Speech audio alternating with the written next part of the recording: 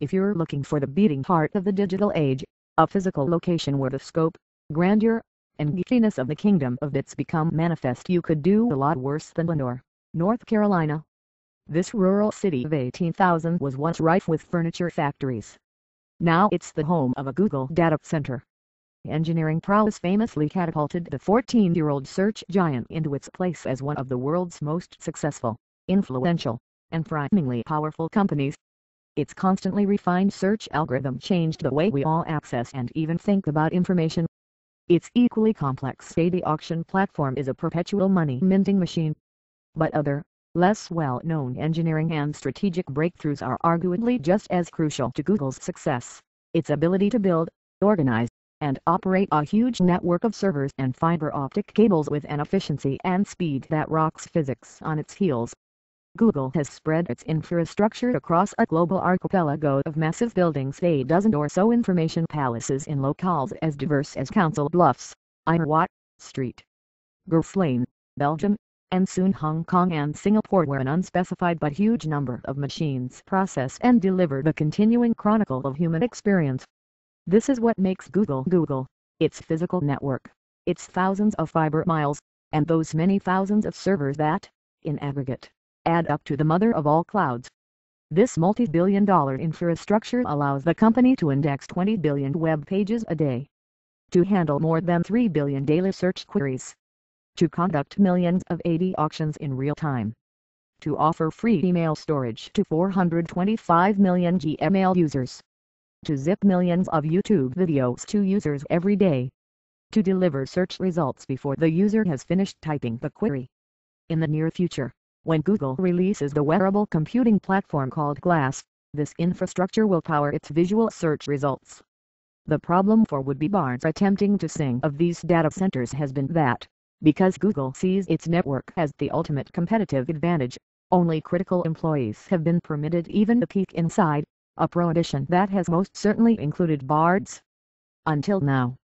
Here I am, in a huge white building in Lenoir, standing near a reinforced door with a party of Googlers, ready to become that rarest of species, an outsider who has been inside one of the company's data centers and seen the legendary server floor, referred to simply as the floor.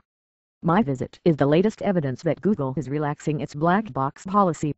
My hosts include Joe Cabot, who's in charge of building and maintaining Google's data centers, and his colleague Vitaly Budanets, who populates the facilities with computers and makes sure they run smoothly. A sign outside the floor dictates that no one can enter without hearing protection, either salmon-colored earplugs that dispensers spit out like trail mix or panda bear earmuffs like the ones worn by airline ground crews.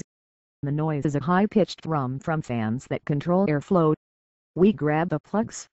Cabot holds his hand up to a security scanner and opens the heavy door.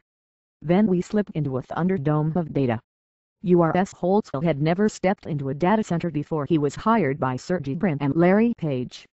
A hirsute, soft-spoken Swiss, Holtzell was on leave as a computer science professor at UC Santa Barbara in February 1999 when his new employers took him to the Exodus server facility in Santa Clara. Exodus was a co-location site, or colo, where multiple companies rent floor space. Google's cage sat next to servers from eBay and other blue-chip internet companies. But the search company's array was the most densely packed and chaotic. Brin and Page were looking to upgrade the system, which often took a full 3.5 seconds to deliver search results and tended to crash on Mondays. They brought Holtzell on to help drive the effort. It wouldn't be easy. Exodus was a huge mess, Holtzell later recalled. And the cramped hodgepodge would soon be strained even more.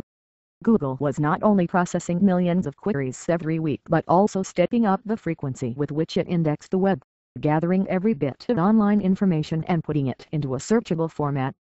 AdWords, the service that invited advertisers to bid for placement alongside search results relevant to their wares, involved computation-heavy processes that were just as demanding as search.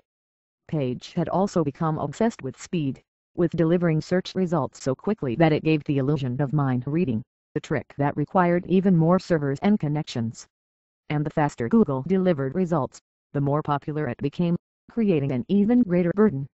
Meanwhile, the company was adding other applications, including the mail service that would require instant access to many petabytes of storage. Worse yet, the tech downturn that left many data centers underpopulated in the late 90s was ending, and Google's future leasing deals would become much more costly.